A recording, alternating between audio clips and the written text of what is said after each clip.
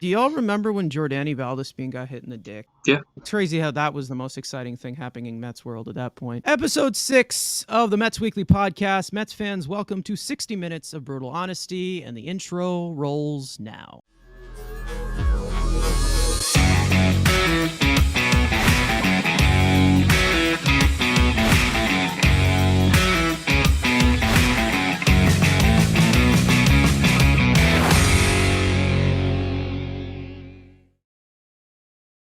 For those of you watching us or listening to us on the 8 available listening platforms, make sure to subscribe to our YouTube channel if you have not already. Put on those post notifications to never miss those daily content pieces throughout the week, such as videos, shorts, live streams, etc. Follow us on Twitter, TikTok, all of us individually. Those links are all in the description. So, another Mets week has come and gone. Andrew, where the fuck have you been, bitch? Well, as a Rhino, I go on very ethical and very just spiritual journeys, and I was up to the greatest part of northeastern the United States, and was hoping to go to a Carlos Correa press conference, but that didn't happen. But we'll see. This team is getting older by the day. We're pushing Frank senior citizen level. We might see everybody's going to need an AARP card at this point. They're old. The guys they've been targeting are old, so it definitely is an interesting approach that they've taken, but I guess once you've signed this many old guys, might as well keep going. I mean, you're either all in or all out. So they've gone full in, just veterans only pretty much. And it looks like they're also attached to some other veterans to make this team even older and older and older. But you know what? Let's hope the prospects pan out, folks. Let's just hope so. Fingers crossed. But other than that, let's get into the week of New York Mets drama. We have officially found our fourth outfielder. Tommy Pham has signed a 1-year, $6 million deal with the Mets. Pham is coming into a 35-year-old season after spending split time in Boston and Cincinnati. 236, 312, 374 with an 89 WRC plus in 622 plate appearances. He's a fairly disciplined hitter with a lefty killing specialty, 115 WRC plus bat versus lefties in 2021, and a 132 WRC plus bat versus lefties for his entire career. Pham joins a relatively thin Mets outfield depth chart, predominantly a below average defensive left fielder. Yeah, we talked about the Mets' interest in Pham last week. I wasn't high on him. I don't feel much better now. At least it was a 1-year deal, so it's not like it's going to be something where everyone's like, oh my gosh, they're still paying Tommy Pham. He's so old. I understand they need a fourth outfielder. I know preferably someone that could hit left-handed pitching, and Tommy Pham does those things, but I still prefer Jurickson Profar. I still think there were other guys that got signed earlier that I would have preferred, but this is the route that they went. Like, at least if somebody gets hurt, he could kind of start, but I just think that he's gotten to that point in his age where I don't expect much out of him. I think he's only headed downhill from now. That's one of the things I don't like about this veteran approach is you're getting these guys that are way past their prime and are only going to get worse. So I'm not crazy about that, but I guess for a fourth outfielder is better than what they had because, like you said, the depth is just so thin. They had to get somebody that is also a major league player to be in the outfield. So unfortunately, it was an older guy, but it was a move they had to do, I guess, with the amount of guys left. I think you guys said it last week. It's like the backup fourth outfield of the Mets every year is like marginally getting better. Where it's like, went from Travis Jankowski, Kevin Pillar to NCR. Like, it's a fourth outfielder, which, again, he's better than all those names that we said. So, again, we're getting better. Maybe in about 10 years, we'll have Mike Trout as our fourth outfielder, maybe. But, yeah, again, he kills left-handed pitching. It's not a sexy name. Again, keep him away from any fantasy football league. I think the Mets should just take this year off. We don't need a league. Let the Wainwright fantasy – don't even allow him in the Adam Wainwright fantasy football league. But and it's also concerning that, like, the Mets did say they did their due diligence, so they're hoping the character issue isn't a big deal. Last season, or 2 years ago, with a squirrely-like person, there is some personalities in this clubhouse that want to fight. There's some tension. So, he's a hard ass. He does put on that persona, like he wants to kick somebody's ass, which I'm all for. Again, we've made it clear last year I'm okay being the most hated team in baseball, and hey, I'm okay. This guy seems like a guy who would want to fight, and he's pretty much said he will kick somebody's ass. Hey, somebody protects Alvarez or Baty. Let's say they get into a little scuffle. You got a guy that can protect him to an extent. But again, we don't play in the wild west anymore. But As a player, yes, would I have liked to profile any of the trade candidates of a video we had recorded that now went into the gutter? Yeah.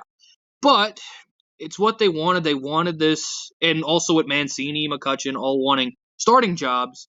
He was the only guy that said, "Hey, yeah, I'll come off the bench and just be that fourth outfield. I don't want much more." And $6 million bucks. Hey, it's double the money that Darren Ruff's doing, so maybe he can be a little more productive. I think as a fourth outfielder, you could get more of the value of a starting caliber player from Tommy Pham. I don't completely hate it. I'm not thrilled about it. I think they should have went younger with this position. They should have went with a guy who's better defensively and also someone who can play multiple outfield positions. And, maybe a guy who could play the infield and the outfield, a Chad Pinder, who we know is probably not looking for a starting job. Maybe Jerickson Profar was a guy who wanted to start, so that's just a different story. It's kind of interesting that I wanted Jock Peterson all off season, before he signed that qualifying offer with the Giants. Kind of interesting that we got the guy that slapped him. So that's kind of a weird corresponding thing. We know that he's here to hit lefties. We know he's here to give his value off the bench, but obviously we know that with these older players, especially with the outfield depth we're talking about, you're definitely going to have some concern with these guys fully staying healthy. It looks like that Pham has been able to stay relatively healthy for the recent years in his career, but we all know it's all the way downhill once they get into the mid-30s. My only main gripe of him is that he grounds into a lot of double plays, like a lot, but that's just me nitpicking, and hits the ball hard, so that's something that I guess we like. I think there were better options out there, but I guess their hands were kind of tied with 3 starting caliber outfielders and the fact that most of these guys who could be a good fourth outfielder wanted a starting job. Now, there has been some rumors that are floating around because this deal is not official yet, that the Mets have some deals in place for possibly getting rid of Darren Ruff instead of moving a pitcher off of the 40-man roster. They said that he passed the physical, but they have not officially announced it at all. Is it possible that they do, trade Darren Ruff? I don't know who the hell is going to want him. But it is odd that it has not been made official and he has not been added to the Mets 40-man roster yet. Now, the Mets have continued to be active on the reliever market as they have recently expressed interest in both lefty relievers Andrew Chafin and Zach Britton. Chafin will be coming into a 33-year-old season after a career last 2 years out of the bullpen, posting a 2.29 earned run average, a 3.06 fielding independent pitching, striking out 25.7% of batters in 126 innings, split between Chicago and Oakland in 2021 and the Tigers last year in Detroit. He currently is the top left-handed arm on the market coming out of the bullpen. The Mets have remained in on the sweepstakes after the constant connections to Chafin all offseason. And then there's Zach Britton, 35-year-old reliever with a phenomenal track record, but he underwent Tommy John surgery and a separate bone fragment removal in 2021 and then suffered severe arm fatigue, which sidelined him ever since. But he does have the Baltimore connection with Mets manager Buck Showalter, where mutual interest in a reunion has been expressed multiple times. Obviously, Chafin has been linked to the Mets for as long as dinosaurs were along. There's just this constant connection between the Mets and Chafin. And we're seeing reports from the Mets being interested, but yet they want to be open with guys for they want to keep some roster spots for optionable relievers, because we all know they're going to go through a ton of bullpen arms throughout the season, and you got good doubleheaders and yada, yada, yada. So keeping a couple of roster spots where you can send guys down and up, guys like Brigham, Deoka, those guys, to those Zach Green if he's still here. My problem with that is at the trade deadline, you're going to add a reliever, or you're going to want to. So why not give up the cash now to have 5, maybe the best 5 relievers as a group, best 5 reliever group in baseball, one of the best, and just have 2 elite lefties and 3 good righties. So at the deadline, which I do think this team will need another starter, which are going to cost the prospect capital of what starters go for, and the bat, which we need them to do, I'd rather just spend the cash now, lock in 5 spots, and then you'd still have 2 spots up and down for your long man, or if you don't want to have like a Peterson or McGill on the roster at one time, you can have those 2 spots being, there's your Zach Greens, there's your Deokas, there's your Brighams or whatever going up and down, And so you don't have to burn the prospect capital at the trade deadline because, again, you're probably still going to add one, but why not just, you have interest in one of the better relievers out there, just spend the money and have two solid lefties you can trust and not worry about at the deadline, oh, we're one reliever short. David Robertson got hurt because he's 39-year-old, or Ottavino, one of the older guys. Well, those guys are down. Now we lost a high leverage arm.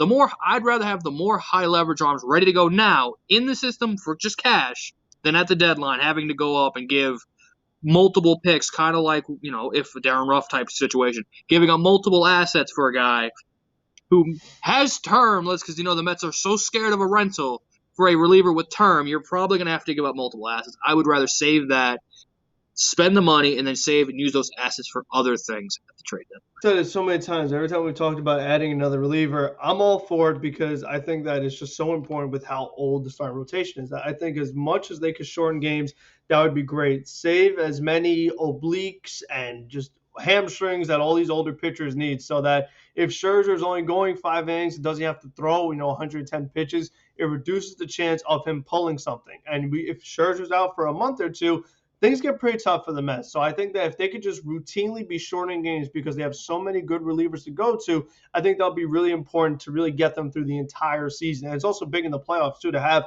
so many arms that you could utilize. So I've been all for just completely strengthening this bullpen. You've done a good job so far this offseason. You really could finish off with another very solid lefty. I've also talked about that if you do get 2 great lefties, you just have so much more flexibility with what you could do with Brooks Raley and use him in pretty much any scenario you want, as early in the game or as late in the game as you want to, because you have that extra lefty late in the game as well, like Zach Britton. You could have Raley face Bryce Harper in the 6th, and you could have Chafin face Harper in the 8th. Like, you just have that versatility that you wouldn't normally be able to do that, especially the past couple of years where it's just like you're not even using Joel Rodriguez because he's not good against righties or lefties. So you've just really been in a tough spot with certain hitters. But as far as Britton, he is not the caliber of Chafin. I still want them to get some kind of second lefty. So if they got Britton, I wouldn't be too mad about it. But again, it's like when you're comparing him to Chafin, it's like, these are 2 different caliber players. So I really like to see the Mets finish off because, like Andrew said, they've been linked to him for so many years now. It's like, eventually get it done, because if you don't, then it's going to be typical where you get him when he's too old. Oh, we finally got Chafin, but now he's so old, he's not the same guy he was before. And I totally agree that one of the things I'm afraid of with how they went with the bats is that if it's a year again where the bats do not perform, they have to give up the prospects that they don't really have to get that bat, where they could have just gotten in free agency. I don't want to see them do the same thing with the reliever market. They had to get rid of a guy like Colin Holderman to get Daniel Vogelbach. They had to get rid of assets to get Michael Givens. They had to make all these moves at the deadline because the team wasn't complete. And we knew that going into the season. So I don't want to see them repeat those mistakes. I totally agree, Andrew. I just do not want to see them giving up the prospects they don't really have in that back end of the farm system to get guys that they could just have right now, especially if it's guys that were free agents. Because the guys you're trading for are most likely on 1-year deals. So, those guys were free agents anyway. So it's like, why would you hurt yourself 2 different ways? So that always really frustrates me when they do that. I hope it's not a repeat this season. Andrew Chafin, they've been linked to him for so long. It's like the pitching version of Starling Marte. We remember that Starling Marte, the Mets were interested in this guy from 2018, 2019. There was some talks about him in 2020, 2021. There were so many times where we were linked to Starling Marte, and then it finally happened. Chafin obviously had the problems with, he wasn't vaccinated. The Mets were kind of scared. They kind of pushed off of that. It's whatever. Why not? You have money that you were going to spend on Carlos Correa. You might as well address other parts of your roster with that money you were going to give to Correa, because they were willing to spend that.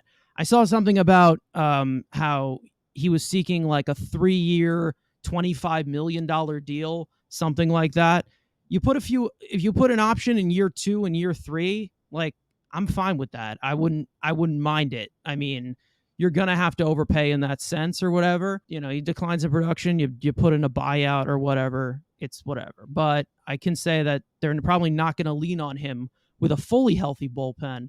But, anything that pushes David Peterson down the depth chart, I'm okay with it. I'm 100% fine with it. As for Zach Britton, why? I get he's got the connection with Buck Showalter, and they're good friends, but like the last 2 years when he was healthy, he didn't look good at all. His velocity is dropped to the fullest. He's injured. He's older. Just like get me someone who's younger. I know I've talked about a few arms that I'd love to bring in here to add to this bullpen or add to the depth, make it even more push, the David Petersons and Eliezer Hernandez down the depth chart as much as I can and shove them into AAA. I would love Andrew Chafin. We talked about him being a priority as a lefty reliever. We obviously did get Brooks Raley, but it'd be nice to add yet another one. But as for Zach Britton, just getting him because he's a lefty, I don't really think that's something that the Mets should approach. I understand it's a type of guy that you can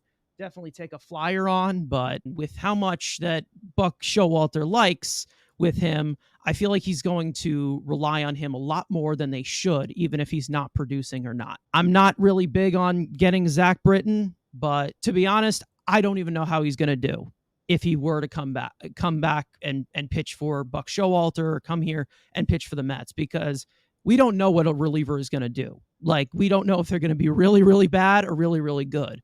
But I can say that some of the signs coming into the mid-30s of Zach Britton's career, it's definitely not looked good recently. No, I mean, that's fair. I mean, when you consider age plus injury, two really bad signs. I mean, so what? Anyone, just because a guy playing the Orioles doesn't mean that you have to get him. I mean, just because Buck Showalter likes him, that doesn't matter. I mean, it should just be getting the best players. And just because he happens to throw a baseball using his left hand instead of his right hand, it's like, okay, let's be interested. And that's one of the things I always hate, that the Mets would use.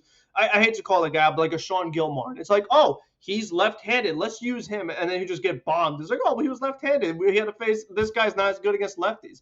I always say, just use the best pitchers available. I've always been a big proponent of that. The Astros won the World Series doing it.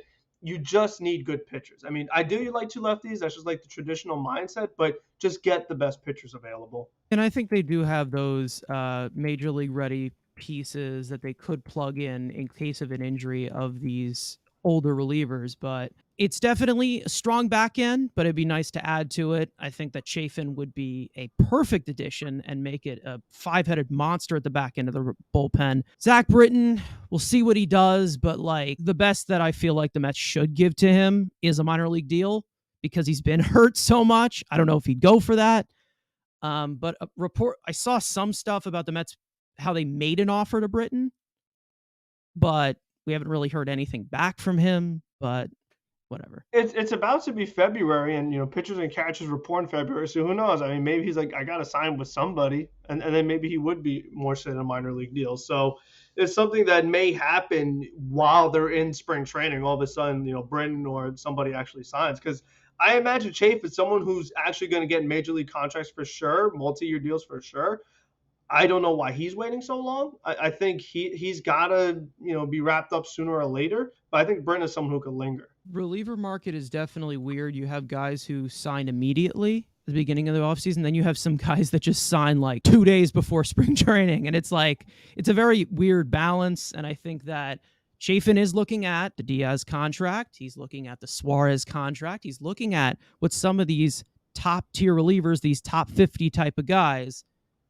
And, I don't blame him for wanting that. He's pitched fantastic these last 2 years. The ever so reliable Andy Martino of SNY reported that the Mets' #1 overall prospect, Francisco Alvarez, will not be in the Mets' everyday DH mix this season and will most likely begin the year in AAA Syracuse. After Alvarez expressed his 100% confidence on being on the Mets' opening day roster, the Mets reportedly are more motivated to begin the season with Tomas Nido and Omar Narvaez splitting time behind the plate. This was really my worst nightmare because it's just so frustrating.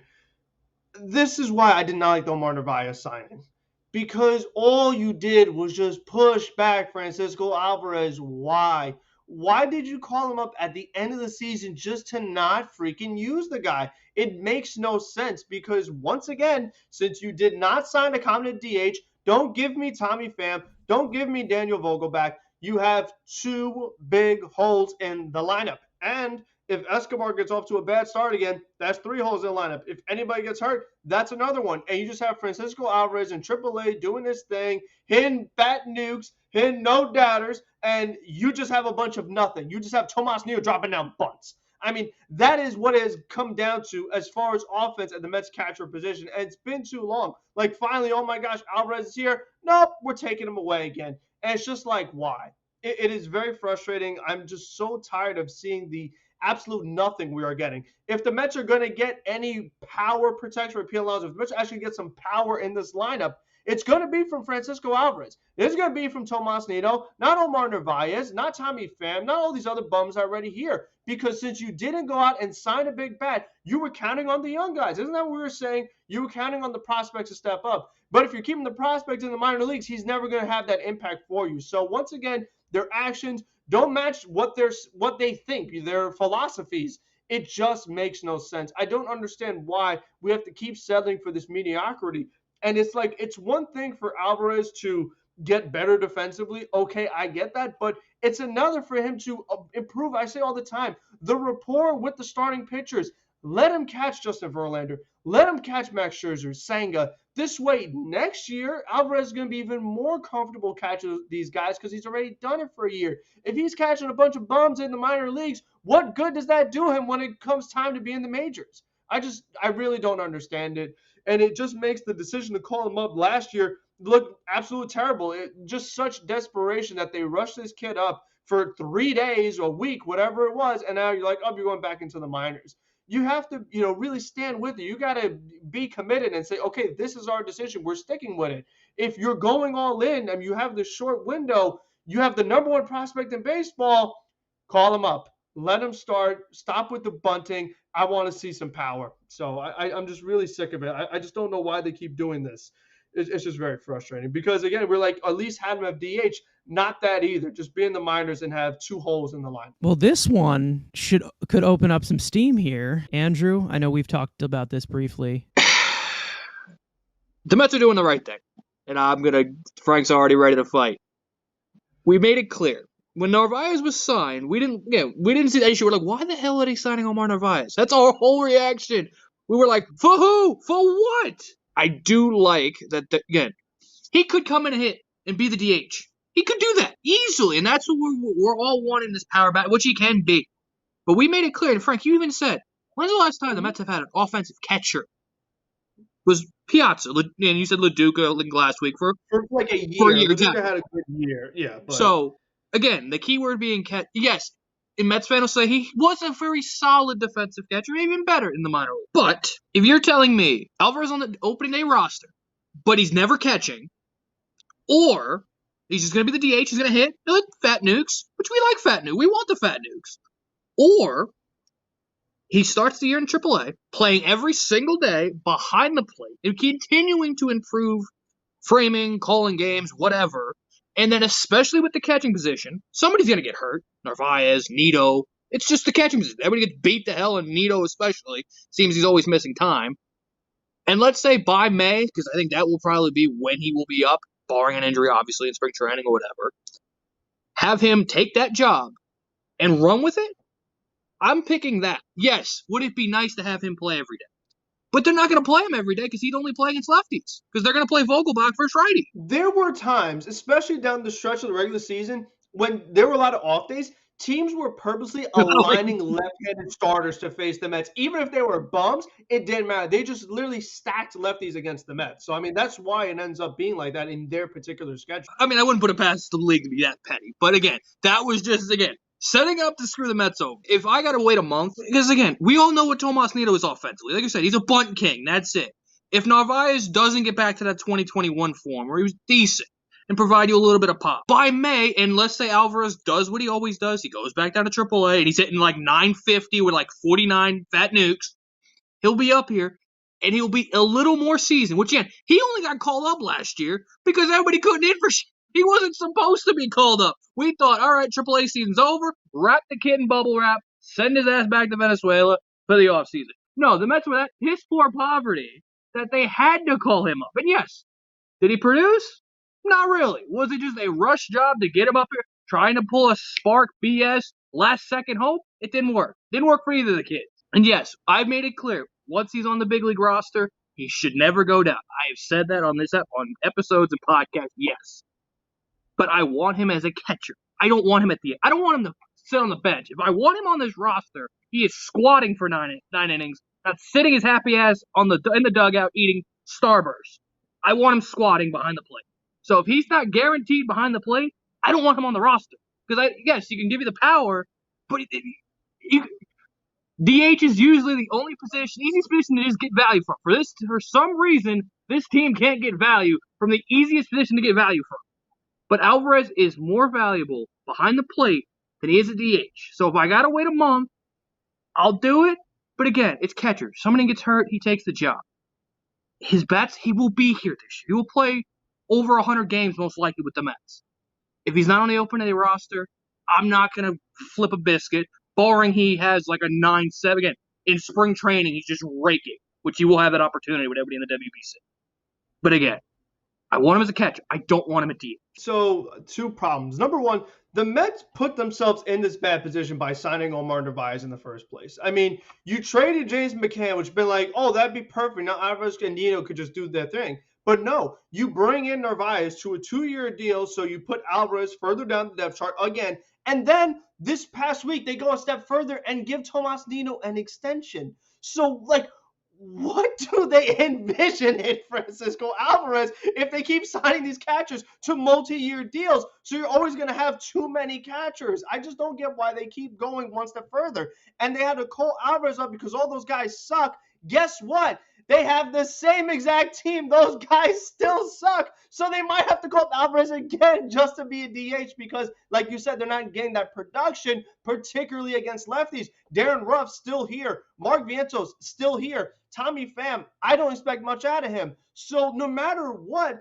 the Mets put themselves in two bad spots, and they double down by not getting new competent bats, by giving catchers multi-year deals. So they keep giving themselves the same problem, and instead of having a solution, they just keep making the problem worse. So I don't get why they're doing that, because if you don't sign Narvaez and you traded McCann away, you can have Alvarez be the catcher. Him and Nito could share the time. You're fine. You could actually get DH bats, and you don't have to rush Francisco Alvarez up. But instead, they do neither. They just keep giving catchers multi-year deals that are not Francisco Alvarez and just leave them in the minor leagues, giving you a whole bunch of nothing on the major league. I would be as pissed as you are, Frank, if Alvarez wasn't 21 years old. If he was 24 or 23, I would be like, okay, what the hell are we doing here? He's the top prospect in baseball. This is definitely a prime age he can be called up. But I can tell you right now, he's 21 years old. This is a catcher position. This is a very fragile position when you're developing talent. And we all know that he has the most value and will contribute the best when he's behind the plate. And that's definitely stunting a player's growth if he's not a catcher behind the plate. And obviously they have Tomas Nino and they have Omar Narvaez. Personally, I think they have this with these veteran pitchers who are known to be very good defensively at the major league level and build really good relationships with these veteran pitchers that they've invested so much in. Justin Verlander, Max Scherzer, Jose Quintana, all these guys who are older. Tomas Nito, they paid, basically gave him a raise. He was going to be here for 2 years either way. That was just buying out the arbitration. I understand that the Omar Narvaez situation, it seems a little bit odd. It was more of just them engaging in contributing to these veteran pitchers who like good defensive catchers. Now, they do have the top prospect in all of baseball, and that's true. Again, if he was 24, I would be just as upset about. I would be just as upset about this with you. The one thing I can say, yes, you're going to miss his bat.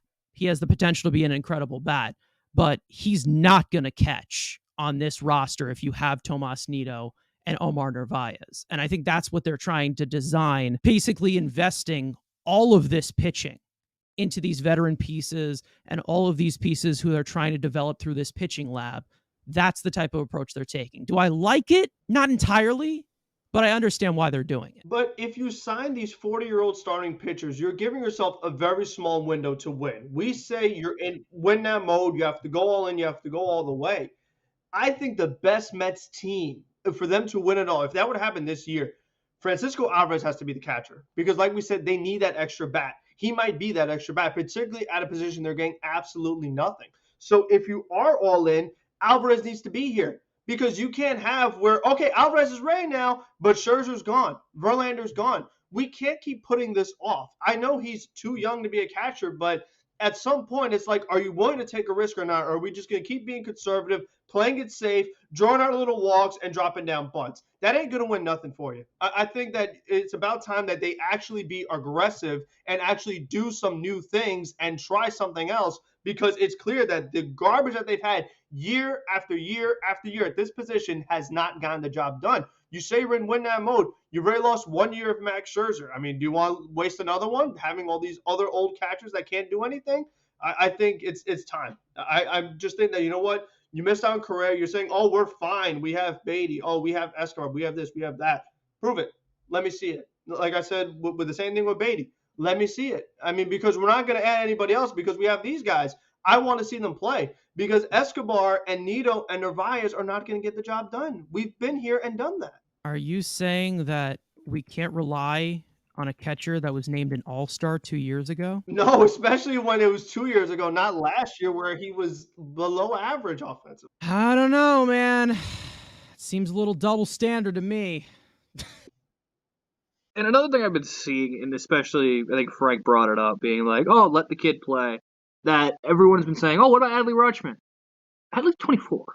And when Adley is better than Francisco Alvarez in every aspect of baseball except hitting the fat nukes. Adley's a better overall hitter. He's a better defender. He's got a better arm. He's a better base runner. Adley's a better player than Francisco Alvarez in every aspect of baseball besides the fat nukes. That's what Alvarez does. And he's older at 24. Yeah, and I made this clear, I think, in the short. Joey Bart's the perfect example of why they're not rushing, why they're signing Omar Narvaez, why they're giving Nido and buying out his arbitration year. Joey Bart was, when they let me look exactly how old Joey Bart is. Replacing Buster Posey, yes, there's a difference. He's 26. Holy shit, Bart is old. Age 22. So a year older than Alvarez. And again, one of these guys who's a 5-tool catcher, not the bat that Alvarez is, better defensively now. And they brought him up, saying, hey, Posey's gone, give him the reins. And it flopped, and he stunted his growth, and now he is a bust, a flop, whatever you want to call it, a backup catcher. And he was good defensively. Alvarez, we'll see it. There's some metrics in the minors who said he's good. I'm not rushing this kid. I'm not ruining this kid. He should have been called up last year. He should have been playing AAA, go home, enjoy the offseason. But they did. He hit a homer. Cool. He hit a fat nuke, which they're in every highlight pack. I'm not ruining this kid. Let him go down. They're going to trust the defensive first catchers. And that's what they're going to do. They want to play veteran catcher. They don't want to kill this kid. They don't want to Joey Bartle. That's all they want to do. And just will be there. Again, it's not like he's not going to be on the team this year. If this was a different conversation, if we weren't going to see him at all, then we're having a different conversation. But we're going to see him knowing how this season's going to go in May. So, you just get 1 month of Nido and Narvaez. So what happens, let's say that the offense sucks again, and they have to call him up, but Narvaez and Nido stay. What the hell does this bench look like now? I mean, we talked about how there is no versatility. There's just nothing on this bench. It becomes even worse if you just have three catchers, 3 DHs, 2 infielders, 1 outfielder. Like, I mean, they just keep hurting themselves. Like, they've had the same weakness, and it's still the same problem. I mean, you could DFA Ruff, fine, but then who's gonna be on your bench? Who? Vientos? Again, like you how many of the same player do you need on one team? And they all suck. Why do you want a bunch of guys that suck all doing the same thing? I just don't get it. I think you're just underrating the Narv dog of what he's capable of. Listen, I would love to be proved wrong. Show me again. Let's see it then. Let's see. You want a 2-year deal? Let me see it. It's going to be so funny when he has a John Buck April. We're going to be going nuts about him in like 19 homers in April. We're like, oh shit, the Nar dog, and then never do anything. He's a Deadpool type of hitter, so again. Fence moving in 15 feet. Left-handed bat. He loves right center field. I know that about Omar Narvaez. Do I not understand why they're not fully allowing these kids to just sink or swim and just prove it to them with, the lack of the offensive additions they've definitely brought in this offseason? But this is a very precious and a very fragile position you're dealing with, because if a catcher is not developed to that certain 23-year-old age of where they can contribute defensively and offensively, it's going to ruin their entire development. Joey Bart is one of those examples, and we've seen that a lot of catchers. I can't really name any off the top of my head right now, but, as for Baty, I think Baty should be on the opening day roster. This is just a different position that you're dealing with. It's definitely one of the hardest positions to develop as, and that's the main reason why a lot of these guys who are drafted as catchers or signed as catchers, they move to the outfield, or they move to because they can't do well. Let's not forget, Bryce Harper was a catcher, right? I mean, he was catcher, couldn't defend for shit, moved to the outfield, a position that has lost its high ranked production. You only have a select few of guys who are the best in the league. That's because they were developed the best way and called up at the right time. At age 21, I'm not panicking about this, but if he was 24, I'd be a lot more upset about this whole thing. Now, this is another story that just randomly popped down for no reason. Before and even after the Carlos Correa saga, the Marlins reportedly pursued Mets number 2 overall prospect Brett Baty in a trade multiple times. Miami was ready to offer one of Jesus Luzardo or Edward Cabrera for the 23-year-old third baseman, and the Mets turned it down both times. I mean, I have a tank in my garage, and I was about to take it out and name it Billy Epler. Because what in the monkey hell are we doing? I understand it from the Marlins' perspective. They didn't want to go out and they needed a third baseman. Like, they needed one. The Mets had Carlos Correa signed. Not sealed and delivered, but, what do you need him? And the Mets have a bunch of fat third basemen, and Mauricio and Ventos and Jet potentially could play third. And they have guys in their system that logjam of playing that position or could switch to that position. So I understand the Mets don't have any upper-level pitching prospects at all. And Edward Cabrera's got some upside. And Jesus Luzardo, he's a person. He exists. He's a lefty. He wouldn't get me going at all. But, if it was Yuri Perez, Pablo Lopez, okay, now we're talking. I'm not, Sandy, obviously, but, I'm not trading Brett Baty for a lottery ticket, which Brett himself's a lottery ticket to an extent. Jesus Luzardo's like that $1 scratch-off ticket. You can call Edward Cabrera maybe a $3 scratch-off ticket. Baty's like a $20 scratch-off. Like, you're probably going to lose, but you got a better chance of winning on the 20 than you do with the $1 or the $5. So, I don't understand. Again, I get it from the Marlins, and I somewhat get it from the Mets' perspective. Again, logjam of guys who can play third down the line. And again, who else is your pitching depth? Again, you've got David Peterson, Tyler McGill, and Eleazar Hernandez. And that's in the higher levels of AAA. You could potentially, if it was both of them for Baty, we're starting to go in that direction. But if it was one or the other, then no. But if it was both, plus maybe an extra, throw in another piece, it was John Birdie just to have an extra depth outfielder at this point, then maybe you could have put a trade together that could work more for the Marlins, but the Mets getting some pitching depth. Because, again, like we said, we got the AARP rotation of 39-year-old guys and older, having some younger other options besides David Peterson and Tyler McGill and Eleazar Hernandez. Yeah, it would be nice to just continue to deepen that pool in AAA. But, yeah, thank God that, this didn't happen. The Marlins went out and got Luis Arraez and Gene Segura just to be even more of a pain in the ass. Thank God we only play them 10 times. No more 9 extra games against that pesky lineup. Thank God for that schedule. But, again, Baty's here still. Barring a blockbuster, he will be at spring training. But, again, you could talk me into it. I'm not going to like it, but it could have been talked into it makes sense for the Mets. It makes sense for the Marlins more. But, again, thank God it didn't happen. And, again, wish Correa was here, but, again, we'll see Baty hopefully being the opening day third baseman. Yeah, I mean, of course, it's just another reason why signing Correa would have been perfect for this team, because you would have that flexibility to where I don't think the Mets and Marlins are ever going to pull off this amazing, win-win trade for both sides being in the division. I think the Marlins are always just going to have a higher price tag for the Mets, that they wouldn't give up a better pitcher like a Sixto, like a Sandy or Yuri, whoever, that they were going to be like, oh, take Jesus Luzardo. And they were going to try to pull a fast one on the Mets. But I think just the possibility, because one thing is I always think on long term is that, like I say, once Verlander and Scherzer are gone, what are the Mets turning to? Unless they're going to make some big moves in free agency, that's tough to come by because young starting pitchers don't become available in the free agent market.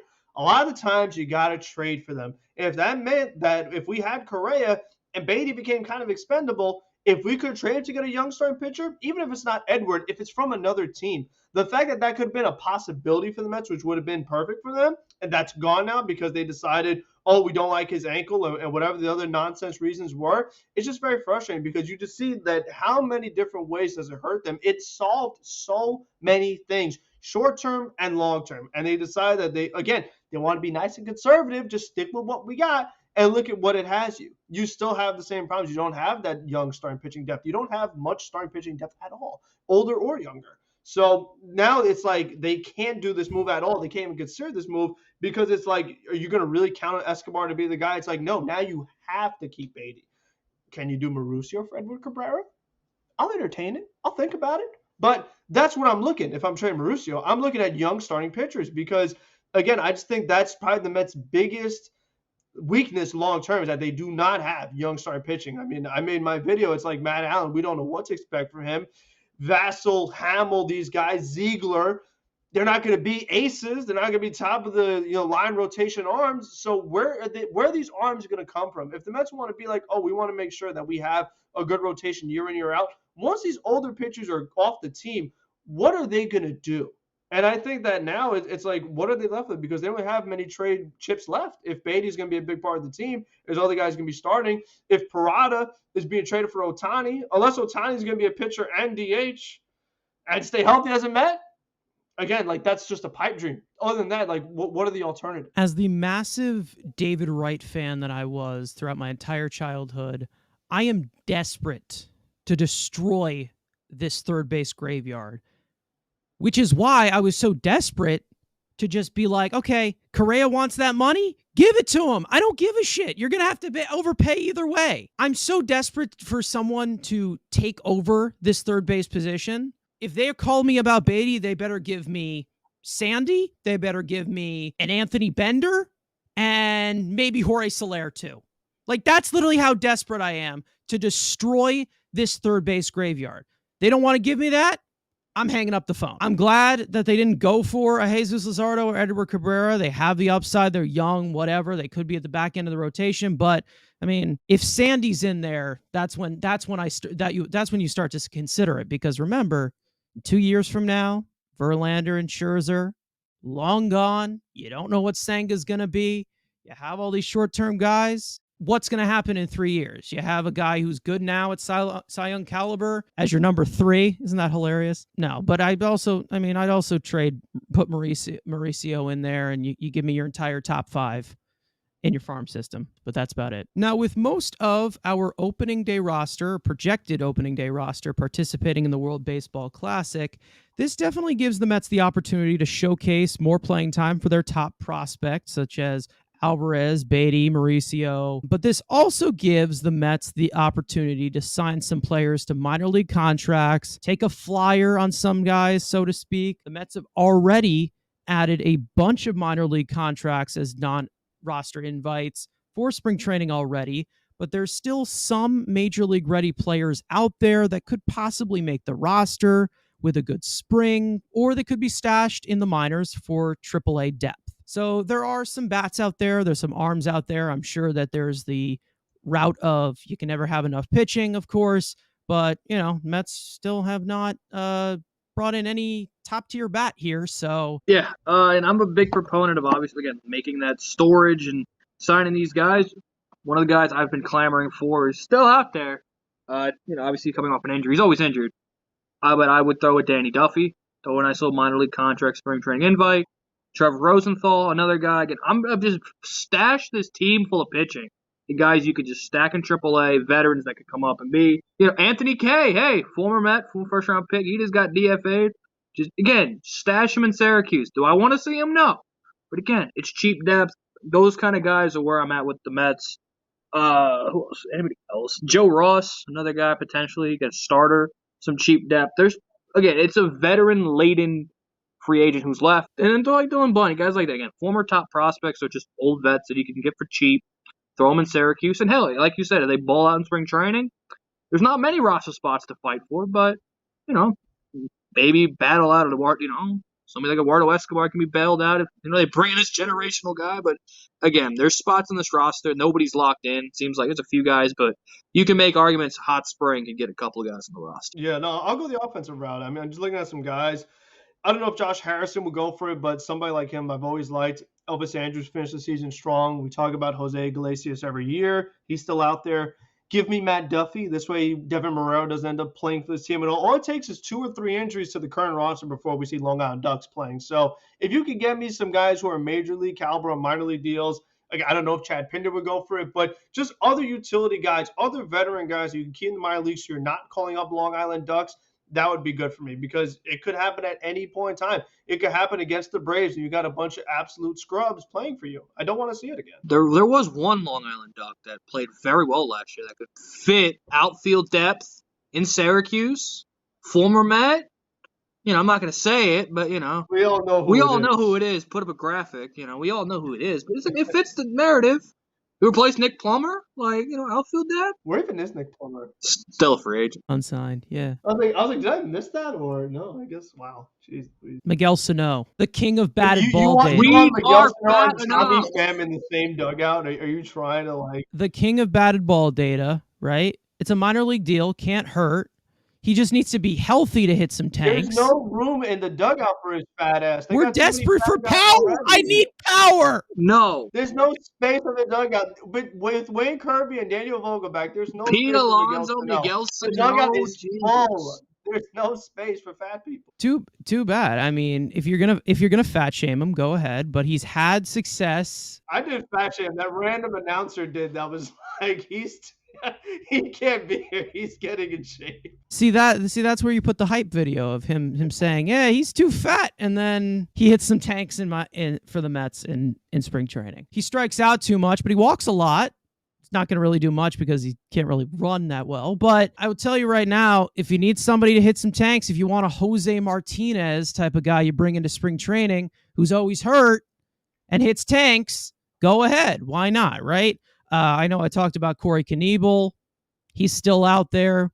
Tyler Duffy is still out there, right? There's another guy that's out there. I know we've talked about Michael Wacha before, but I don't really think he's as fixed as Frank thinks he is. I mean, he's better than he was when he was at the Mets last time. At least say that. Listen, 2020 went by in a blur, so I'm just going to tell you right now, I don't want either of those dudes starting. I want Josh Walker in there, but he's never healthy either. I'm so desperate for power at this point that you might as well just take some of these ding dong prospects who can hit the ball. They're not going to go for him, obviously, because Epler doesn't like Epler. I mean, Epler does like fat people, but he doesn't like fat people who hit home runs. So. That's a whole other story, but at this point, again, there's still some trades out there to address the power. You can never have enough pitching, blah, blah, blah. All right, let's get into some viewer questions that you guys sent to us because they're viewers, and those are the viewers, and you send them to us. That's how that works. Okay, so if you guys want to send us a question, once again, click the link in the description, fill out our form with your name, your Mets-related question, and it could be featured on the next episode of the Mets Weekly Podcast. The first one is from Mets. Please tank. I don't think that's going to happen. The weakest link in the Mets starting lineup. Yeah, I think this is a pretty obvious answer. At second base, 6 homers from a guy that hit 20 in 2021. 2019, my bad. The regression of power is pathetic. It's 2023. I don't care about batting average. I want second half McNeil back. I need some fat nukes because this team needs it. So I don't care about your little, I'm going to hit 372 because that's all I'm good at is hitting for batting average. No, give me the guy that's just sitting up there ready to launch, and I'll give me that guy. Doubles and homers greater than little BS hits. As much as I love this narrative and I love this pushing and making McNeil stands cry, do you have an actual real answer? Yeah, it's the whole. We've said it in like 90 other DH and catchers. We watch everything. We say it throughout every episode. It's power, catcher, and DH. And then even at third base, there's pressure on both guys. Since you're like, oh, we're not gonna sign Correa, we have these guys. Escobar. As a big fan, I mean, I thought I was a big fan of Escobar, but clearly I'm not. I mean, because the people on Twitter, they're just like going crazy about this guy. these same people were booing him out of the ballpark day in and day out, and now they're like, oh, we have Escobar, we're fine. So there's pressure on him because we're fine. Notice how recency bias works. It's insane, Yeah, isn't it? it is. It's It is. nuts. And then Yeah. again, Baty, since we can't trade him for anybody, he's got to be the next big thing. Let me see it, because again, like Carson said, we've had that third base graveyard for so long. So catcher and DH are obvious, but next up is third base. It sucks that this question is in the lineup because the pitching, I can easily point out a few arms. But I can tell you right now, I guess I would also go with Escobar because I think he's getting more overrated than, like, Jesus himself. Like, he is the second coming of Jesus at this point. One good month or 2 good months. And the ends of the year. Great in April, great in September. Great September. Fantastic. 20 homers, whatever. Last year. Great in April, great September, sucked in June. He wasn't good in any fucking month, okay? He was not good at all. Escobar, again, like I've said this multiple times, he should not be the one blocking the development of one of your top prospects. He's not that important where you're like, okay, oh, we got Escobar, so Baty, you can chill in AAA. Baty, you look MLB ready. You're older than all of our top prospects, but you're going to chill in AAA because Eduardo Escobar had 103 RBIs 3 years ago. That's why he's not that important to this. There's some glaring weaknesses in this lineup. There's glaring weaknesses on the bench, and we all know about this. We've ranted about it before. Technically, the weakest link is against lefties DH. Like, that's actually the weakest. Probably, yeah. Because we don't even know who the hell it's going to be yet. Exactly. Because at least with the catcher, we're talking about, okay, at least you're getting defense. We're going to get something of Escobar and Baty. I have no idea if we'll get anything from who's going against lefties DHing. Like, literally anything. I mean, that's how bad it is. Yeah, but yeah, weak spot on the roster is definitely second base. Absolutely. 100%. This next one, least favorite move of the offseason from Christian. The Mets have done fairly well, but they've done a few things that are a little questionable, and you don't understand why they didn't go another direction. This is hard. There's actually been a lot of bad moves. As far as, like, not just the acquisitions, but decisions as far as retaining and not retaining players. There've been some brutal ones. So I guess if I had to pick one, it's like Andrew says, like picking between like two just crappy things, and I just like it's hard to be decisive on one. I'm gonna say Narvaez only because it was a 2-year deal. I just think that the other stuff is, since it's 1 year, you kind of just wash your hands clean of it. But again, since it's multiple years, you're still going to be paying this guy however much next year. It's going to be a next year thing too. And I think trying to sort that out, like we said, when you have 3 catchers, who's going to be doing what, it's just going to be a thing where everyone else is kind of like, it's 1 year, they'll be off the roster. It's not a big deal. But Narvaez is actually going to have a big part on this team. So that's probably my least favorite. I think it's via the trade market. Why did they trade James McCann? Like, if we're talking about what have you done for me lately, did you not see him against the Washington Nationals in September? That man was on a resurgence bandwagon. Did you not see him hit a hanging slider for once? And this is the guy we trade? Well, yeah, we got to sign Omar Narvaez and block out Alvarez. At least James McCann was an all-star and had a better all-star season than Omar Narvaez. So for me, it was trading James McCann and $17 million. Just keep him. Why not? He was ascending. He had great Septembers. And great Septembers is all that matters, according to Mets fans. So it was like the Orioles said, he was getting unlucky. Exactly, he was getting unlucky. He wasn't playing every day. Also, in this viewer question form, you can also submit your application for new co-hosts on here. But least favorite move, David Robertson. Frank likes him, so I can't like him. But no, at this point, part of me wants to say Justin Verlander because I love DeGrom so much. I'll just say Tommy Pham. Like, I just don't understand this at all. Like, I feel like there were some guys out there that were willing to take a bench role, like Chad Pinder or like Robbie Grossman, because they've done it for their entire careers and kill left-handed pitching. They're younger. They play better defense in the outfield. I understand Profar is probably a pipe dream for your bench. Obviously, you're going to have to overpay for that. But at this rate, he'd be playing every day, though. Because these other guys, I mean, we're talking about blocking. Like, Mark Hanna is blocking everybody. Like, And we're talking about us being worried about research because, like we said, McCutcheon couldn't get a starting job. Profar can't get a starting job. We're talking about no one gets a starting job. Who's blocking him? It's Canna. Listen, I'm not gonna say he's a block when he's a 120 bat and like a But a are 3-1 we not player, worried about potential resurgence with an older guy? He's just gonna have to bulk up this offseason again. You got to beef up. That's all I can say. Beef up. You can say the same thing about Marte, who's always hurt, and he's blocking that for the next 3 years. Yeah, but Marte's actually good. You know? Well, Canna's a good player, and he proved you wrong, and now you're just writing this narrative that's just not good. Who was the All-Star, though? He doesn't get that much respect, but also, who is he competing with in left field, right? The two honorable mentions for bad moves was retaining Darren Ruffin. You could have just said, no, we're declining the option, because now he's still here. There was no option. Wasn't it a club option? Next year. Next year? No rentals. No rentals. Absolutely not. Frank, where's your mind at right now? What the hell? The other one was declining Michael Givens' $3 million because he got more than that. Yeah, that was kind of stupid.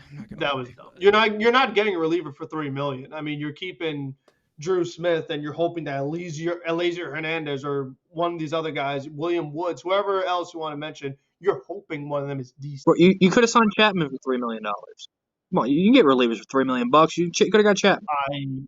I want nothing. I mean, you want Tommy Pham in that dugout. You want Aroldis Chapman in that dugout. Like, are you trying to get? I mean, what are we trying to do? I was kind of surprised that they did do that because he is a big Buck Showalter pitcher. Like those guys were connected in Baltimore, like since he was drafted by Baltimore. So I think that hurts the Britton case of like, oh, they were both Orioles. Like, and it looked like Gibbs were starting to turn around, but I don't know. I just think we talk about never having enough pitching. Pitched a lot better than. Yeah, I think we talk never enough pitching for $3 million. Yeah, it's not bad. You might as well. Especially with what the reliever market became with the Diaz contract and I would have kept him, but I would have paired him with a guy who was tearing it up last year in AAA, but. Whatever. It's time to once again get a pad and paper because it is now game time because we like playing games here. Now, this game is called No Wrong Answer. Pretty easy game. We have a category that's announced. I have 3 different categories. We'll do 3 different rounds. And the 3 of us will have 90 seconds to write down as many terms that we can think of that fit that category. And you get a point for each. Obviously, after 90 seconds, I'll just put it on my phone here. And then I guess we'll come back. We'll obviously cut this out of the process because I don't want just complete silence for 90 seconds. Now, the first round is players who were Mets and Yankees. So anybody who played an inning with the Yankees, played an inning with the Mets, anyone from all time. Go.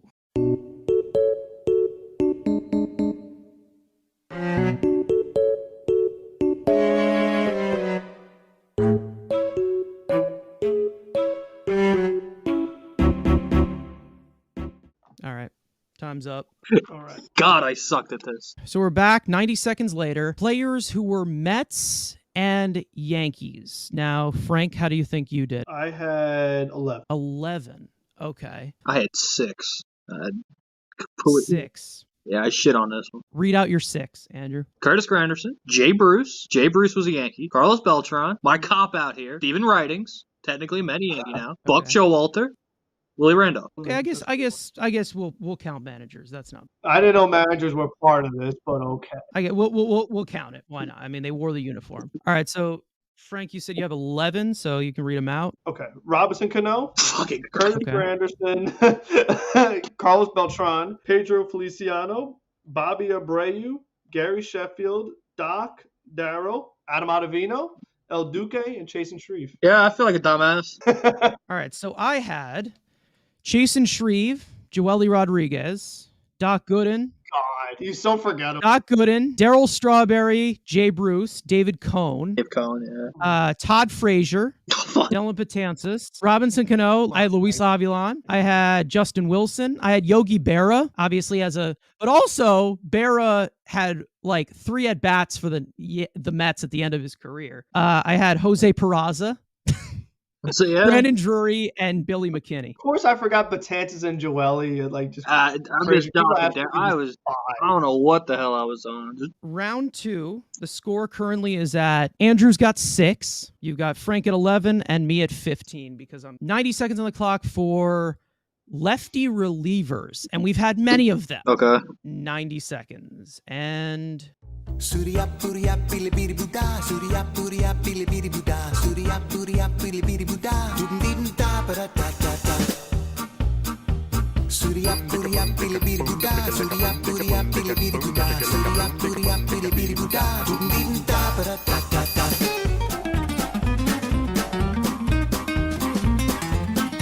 all right, that's time. Shit. 90 seconds later. Well, I've got 15 again. So I have 15 as well. That's 12. Christ, you stink. I'm not good under. Frank, I'll start with you. You said you had 15. Okay, so a guy who just had a birthday, I think it was like yesterday, Darren Oliver. That's Loved a him. good one. Pedro Feliciano, again. Jerry Blevins, we know, is very prevalent. Sean Gilmore, who I already mentioned earlier on this podcast, as a bum lefty in the Mets, so had to put him on there. Joely, we just talked about. Obviously, you got All-Star Branhan, Justin Wilson, we just mentioned. Chasen Shreve, we just mentioned. Alex Torres, gotta love him in his toad-looking hat. Luis Avilan, we just talked about. Obviously, Billy Wagner. Claudio, we talked about. You got Loop, Smoker, and Edgin. We love good old Josh Edgin. All right, Andrew, what do you got? All right. Wagner, obviously. Brooks Raley. Josh Smoker. Oh, I know they have current. Yeah. Josh Smoker. Joey Lucchese, technically lefty reliever.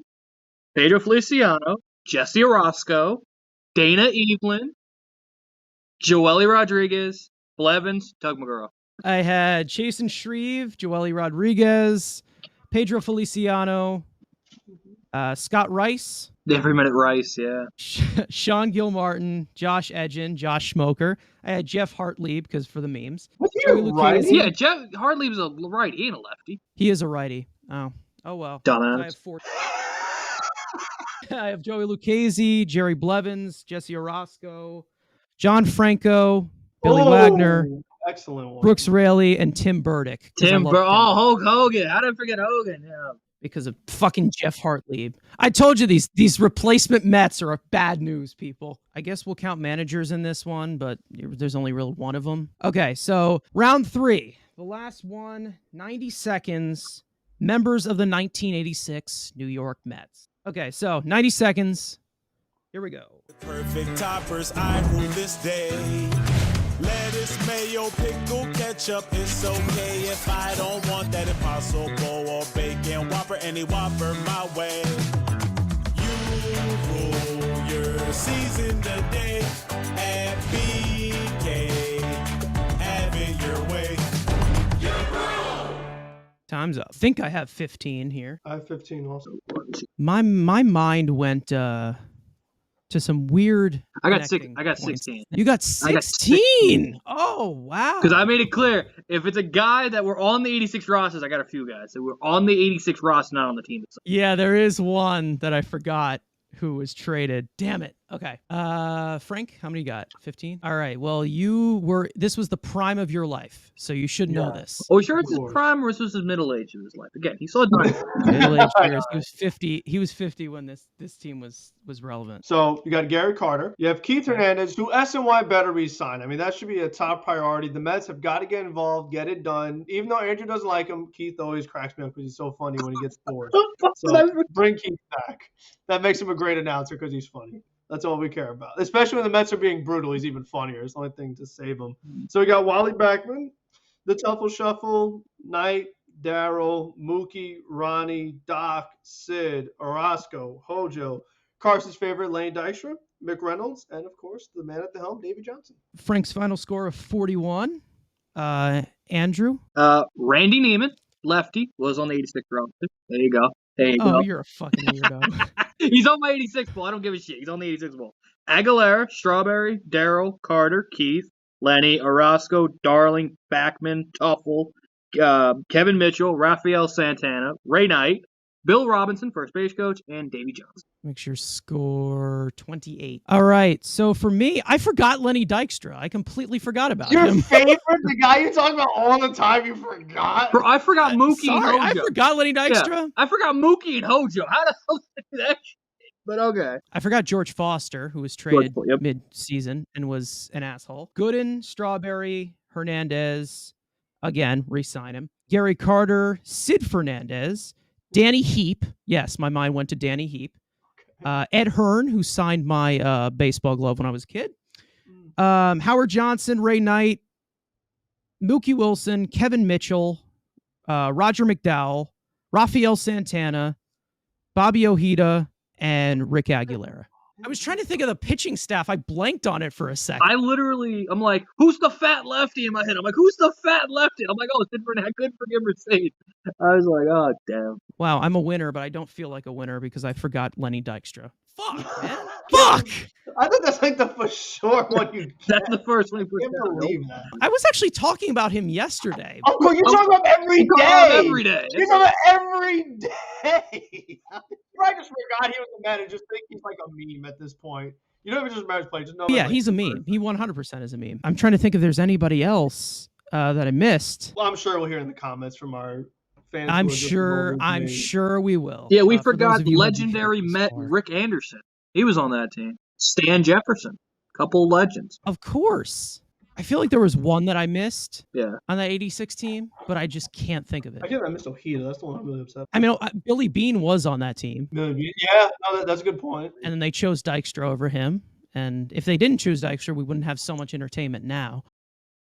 So that brings us to the rapid fire stories for this week. 2023 Mets Hall of Fame class is loaded. Mets play-by-play announcer Gary Cohen, Mets radio voice Howie Rose, and former Mets players Al Leiter and Howard Johnson will be inducted at Citi Field later this year. The Mets have bought out the last 2 years of arbitration for Tomas Nido, agreeing to a 2-year, $3.7 million contract. Nido will be paid $1.6 million in 2023 and $2.1 million in 2024. Baseball America has ranked 6 Mets prospects in their top 100 list entering the 2023 season. The list has ranked Francisco Alvarez at number 9, Kodai Senga, who they're considering a prospect, at number 16, Brett Baty at number 33, Kevin Parada at number 50, Alex Ramirez at number 92, and Jet Williams at number 98. The Mets have officially signed 27 international prospects from signing day, which includes 3 of Pipeline's top 50 international ranked prospects. Contract talks between Keith Hernandez and SNY are currently on hold and are expected to resume. The two sides were a distance apart on terms following an initial offer to Hernandez before the holiday. Mets center fielder Brandon Nimmo is expected to play for Team Italy in this year's World Baseball Classic. Nimmo would return to the WBC for the second time in his career as he played for Team Italy back in 2017. The Mets are assembling their roster of guest instructors and reportedly want all-time Mets third baseman David Wright to work with top prospects Brett Baty and Mark Vientos. Wright has kept a low profile in Mets land since retirement, but the organization is confident that he will be willing to get involved this spring. Happy birthday to Mets first base coach Wayne Kirby. The big fella is now 59 years old, entering his second year with the Mets organization this year, with a promising future career in swimsuit modeling. Parting words for episode 6 of the Mets Weekly Podcast. Yeah, get me Andrew Chafin, and let's sign Anthony Recker to be the replacement for Keith Hernandez in the booth. You are the worst type of Mets fan, I swear.